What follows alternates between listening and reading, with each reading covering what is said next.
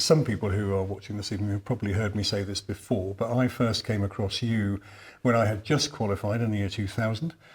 We'd done our final exams. You came on to do one of those little post-exam courses that the colleges use to fill up time when they could have been doing other things. And you were going to demonstrate an OA manipulation. Yes. And you wanted to volunteer, and I was your volunteer. And I wonder if perhaps you could talk us through that seated OA manipulation that you did on then, because I didn't think it was going to work. Yes. And I might explain that later, but where would you like me, sir? Well, let's drop this table down. Have you sitting? Okay, let's go down a bit. Drop it down a fair bit, actually. Any particular side you want done? Oh no, I don't have any need for it done at all, but I didn't then either, so right. I'm sure you'll be able to find something. When I was a student, I learned about the occiput, and there were 8 possible lesions. It's forwards, it's backwards, it's up, it's down. And first of all, you can't feel it anyway, and what you can feel is not giving you a lot of information.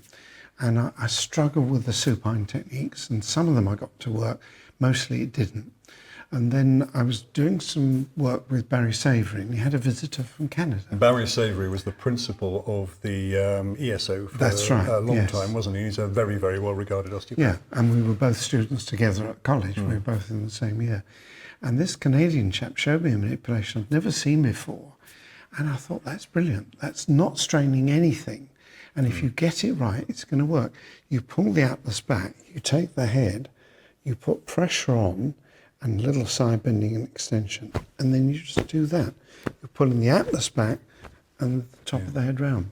One of the things, just to stop you there, that I really like about the story, which you missed out there, was that you had been told at one conference that you were not allowed to do any cervical manipulations, and I think you did this one on your wife, and somebody in the audience said, oh, that's okay, anything else is unsafe, but if that's a manipulation, that's okay. That was in America, where manipulation on the upper neck has been banned in lots of states, because they use full force off the end of the table.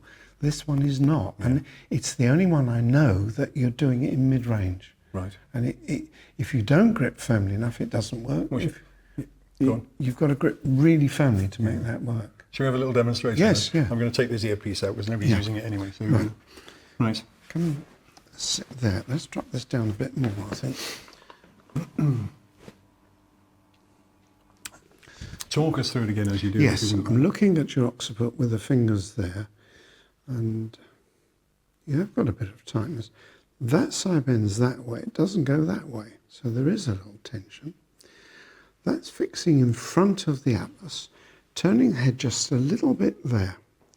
Now, your age of neck, I'm not going to use more than that. That's pulling that What do you mean? What are you trying to say? Well, if I pull that back, that's rotating that way.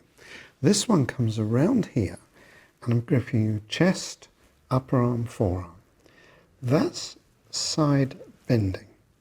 That's extension, pulling back on the atlas. There's no way on earth that's going to go. No. It's not locked. No. Okay. So that's the tension. Going around in circles there. Gently. Pulling back. Oh, excuse me. I had exactly the same reaction before, actually, Laurie. I thought, that's not locked. That's never going to go. And there we are. And what I'm doing, I'll show you this again. I'm pulling back there. Side bending. Extension. Pulling back on the atlas. Taking you into circles. And then both elbows coming back. I'm not gripping the head with that hand, I'm gripping just there. And this one is open there, it's not there, it's there because I want you side bend. That's the position. Elbows pull back, and then... The amazing thing is there's absolutely no strain on the patient in that technique, is there? No, none at all. Yeah.